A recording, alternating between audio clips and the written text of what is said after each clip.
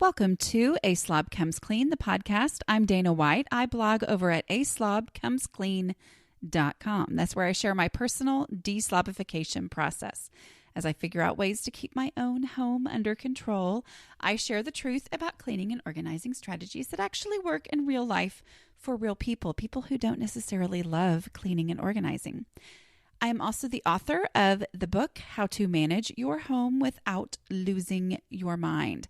It is available wherever books are sold and in whatever format in which books are sold. So you can get it as an audiobook wherever you like to buy audiobooks and listen while you clean and declutter, or while you drive, or while you're, eating ice cream, whatever you want to do. But just so you know, if you like podcasts, I think you will like the audiobook. So today's podcast is number 128, and I am talking about how to make your house look clean without actually cleaning, which, spoiler alert, isn't about not doing anything, but about changing how you think about what you're doing and doing the right things. Now, like I said just a minute ago, spoiler alert, I'm not actually going to give you something that means you never have to do anything. This is about focusing and ultimately answering this question, which is a question I used to have that used to make my brain want to explode, basically.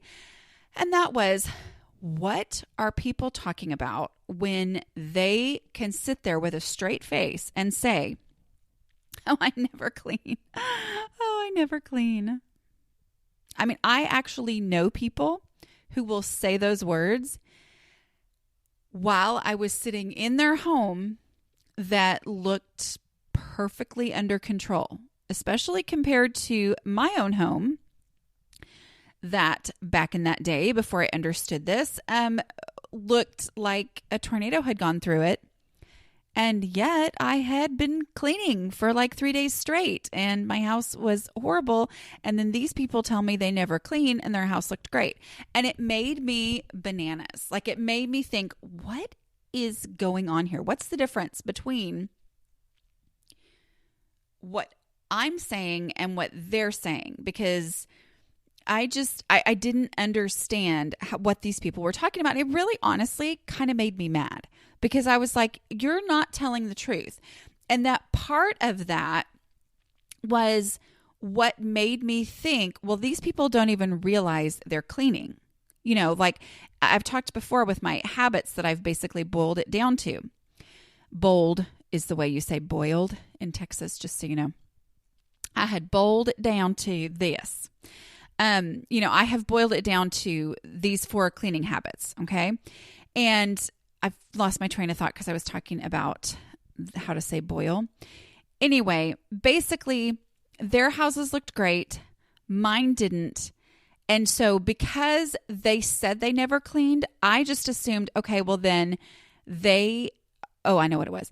They believe or they clean without realizing they're cleaning, which was what I had always thought. If I could just get these habits, cleaning habits down, then I will clean without realizing I'm cleaning. Meaning, oh my goodness, my house will just always stay clean and I won't even notice that I've done anything. Because that's what I thought we were. I thought we were speaking the same language. What I've realized now, we were not speaking the same language. When I said cleaning, I meant one thing. When they said cleaning, they meant something completely different. But because we were using the same word, we thought we were talking about the same thing. Okay. Or I thought we were talking about the same thing. So one of the things that I've realized through this whole deslobification process for me is trying to translate what it is that people whose homes are consistently under control, trying to translate, first of all, what it is that they're actually saying, as opposed to what I'm hearing, but also trying to translate how can that play out in my life. And sometimes it translates and sometimes it doesn't. A big part of me making real progress in my home is me accepting how my brain works, okay? And not going, oh, I've got to keep trying this and keep trying this and keep trying this. And for example, I had a conversation this morning with some blogger friends, and we're talking, they were kind of helping me brainstorm. Whew, it's going to be a good podcast today. They were helping me brainstorm on my next book, which is due really soon. And just kind of, we're talking through some things, and I couldn't find my computer, which kind of sounds like a big deal, except that because I'm working on the book, I'm doing a lot of writing outside of my house. Yesterday afternoon was crazy, and this morning was crazy, and so I had not opened it back up since I came home yesterday really late. Well, because of that, I had set it down somewhere in its case, it's a laptop, and could not find it. And they were like, you're writing a book about decluttering and you can't find your computer. I see what's funny about that. But here's the truth. And what started to come up in conversation was, one of the people who, anyway, I don't want to go into too many details, but one of the people was basically saying how it drove her crazy that everybody else who lived in her house, like, she didn't understand how they couldn't put things down in the exact same place every single time. And this is somebody who's actually very understanding about clutter issues and home management issues and all that. But she couldn't understand why her family didn't put, she's like, I walk in and I put my purse in the same place every single time. And she goes, and yet my family, every single time they need their purse, they're, looking for it. And they're frantic and blah, blah, blah.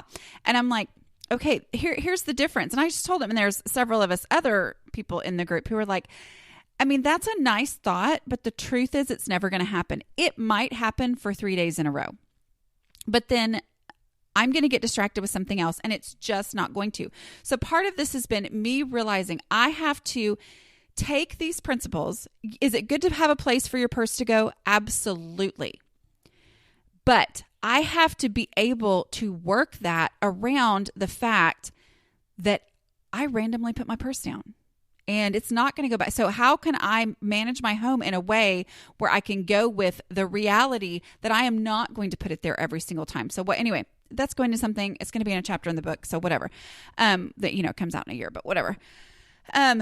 So my point is, it was making things work for me in my home. Okay. So yes, learning to speak their language, but then also translating that into how it works in my house. So how do you make your house look clean when it's not actually clean? Well, first of all, I talked last week about the visibility rule.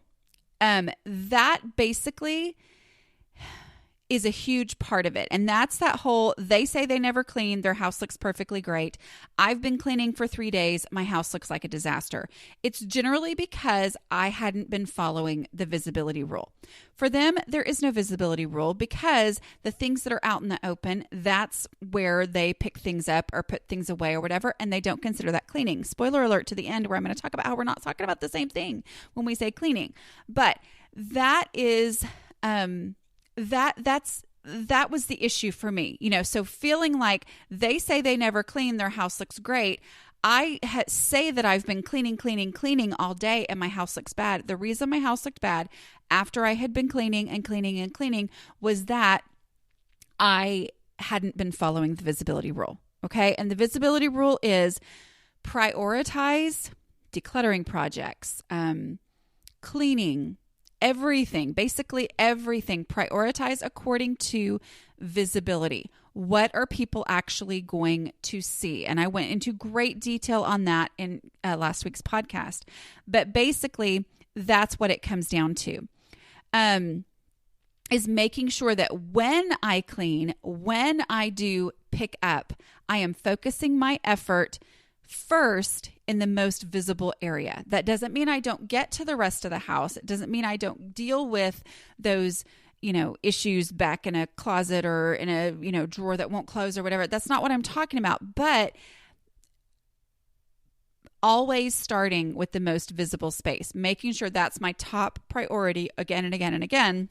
And like I said, I talked about that in great detail last week. Okay.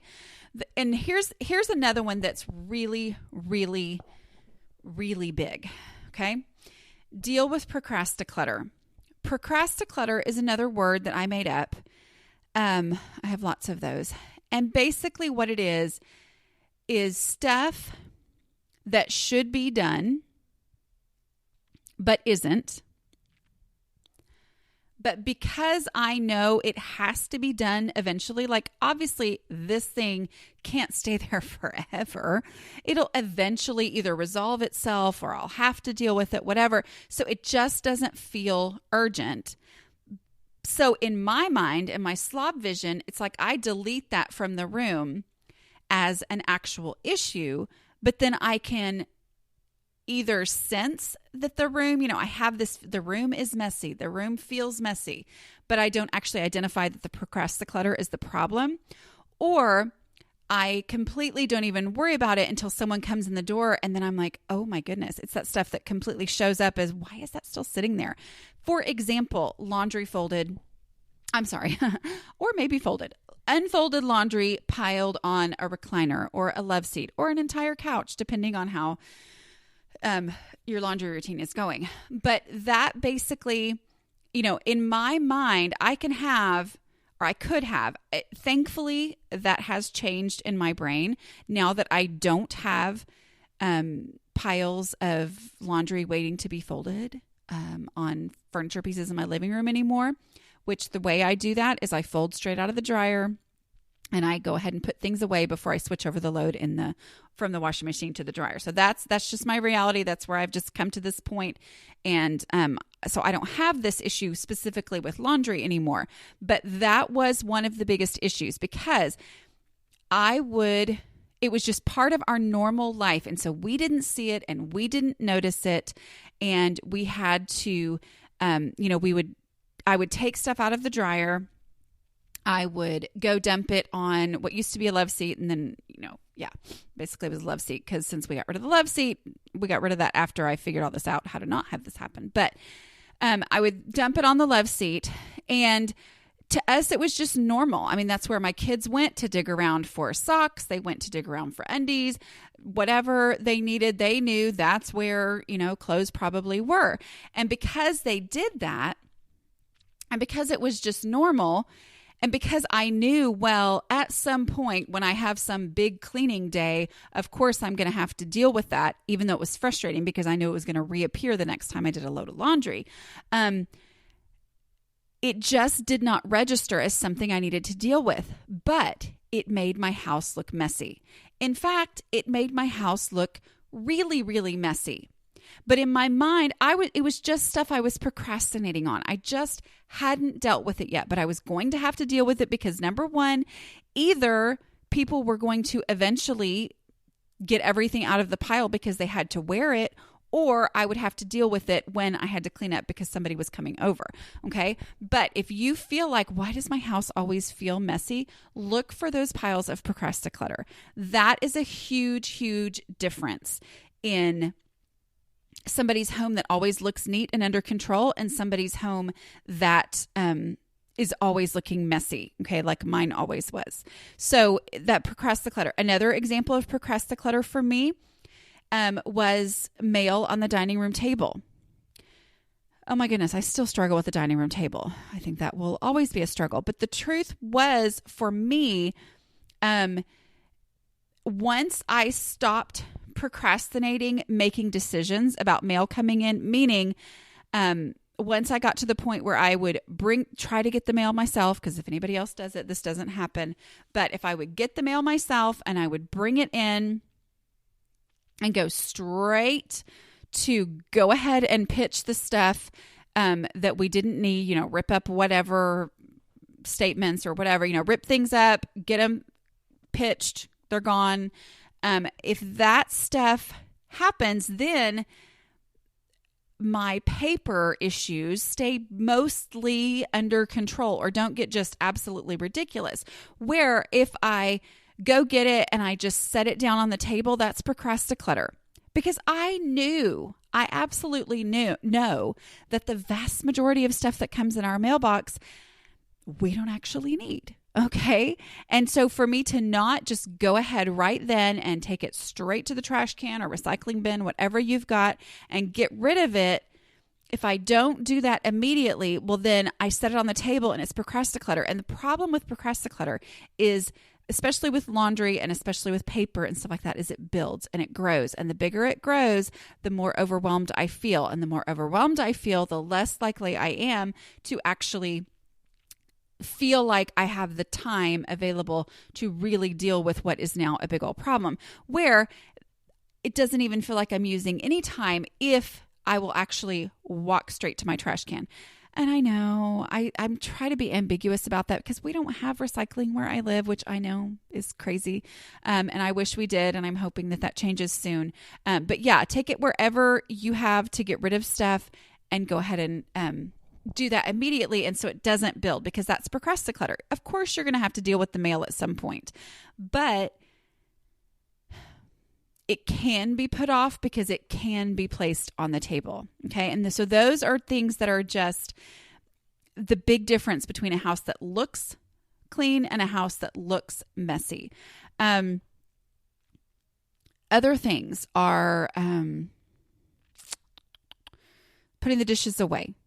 Okay. Instead of just, doing the dishes every single day is huge. But when I put them away the next morning, whether I have hand washed them or whether I have run them through the dishwasher, if I will put them away, it's amazing how that eliminates that messy feeling in my kitchen. And my kitchen actually looks clean, as opposed to, oh yeah, I guess technically there aren't any dirty dishes. You know what I mean? Like that difference between going, oh yeah, there's no dirty dishes in here, versus this is a clean kitchen. There's just this small little thing. And that is the difference, is those procrastic clutter piles.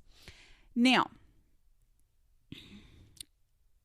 here's where I'm going to talk about the part that's kind of frustrating, and the part that I think kind of makes that difference between people like me and everyone else in the world.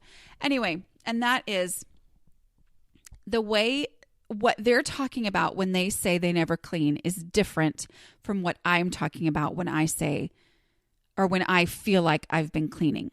And that basically is, they don't consider the daily tasks, which I've talked about, in the bare minimum cleaning plan and all that. They don't consider that to be cleaning.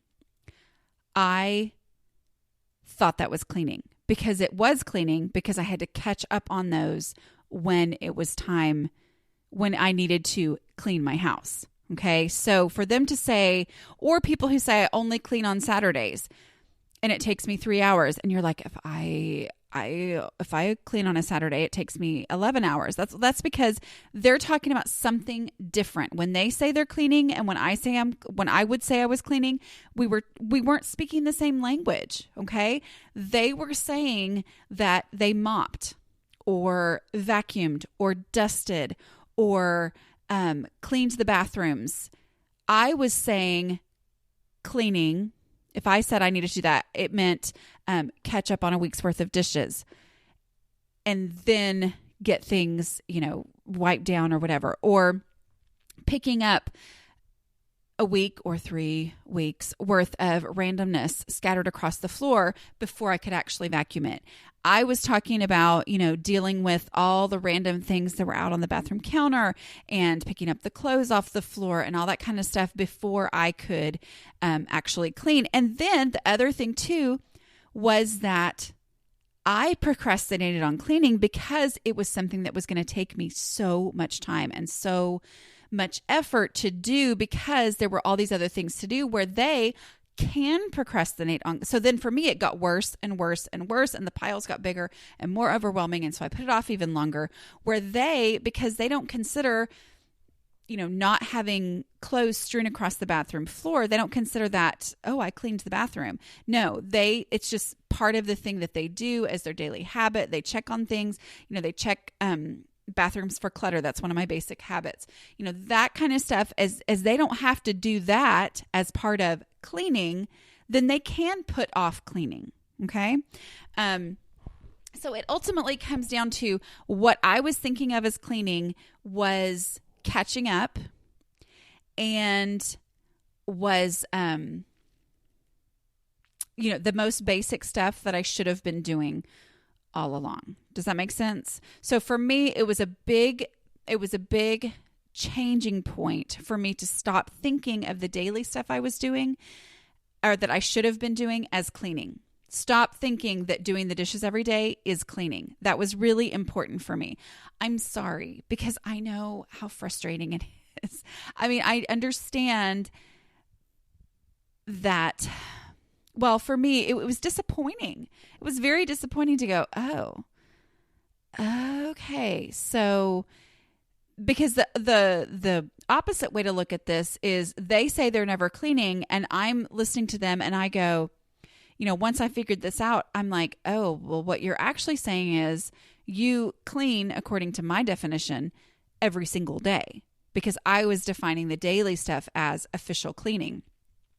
They were defining official cleaning as the big stuff that I never got to because the daily stuff was always something I had to be caught up on. You know what I mean? Okay. I hope that makes sense. I'm not feeling super coherent today, so let's hope that my writing for book 2 makes a little more sense than I did while I was talking. But I am going to let you go there. I know it's a little bit short this time, but a couple of things before I do that.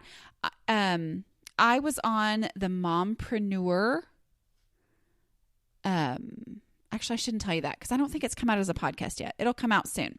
Anyway, but we did it as a live Facebook video, and that was a lot of fun where I just basically talked about writing career and all that kind of stuff. But that'll be coming out as a podcast soon, I'm assuming. And another thing I was going to tell you. Oh, yes. And I've got the video that I will share in the show notes for this of the, who was it? Oh, of the World News Now segment that I did, which was interesting. I'll tell you that. I feel like I did a good job, but I got thrown some interesting, bizarre questions. So, okay. Anyway, I will talk to you guys next week. Bye.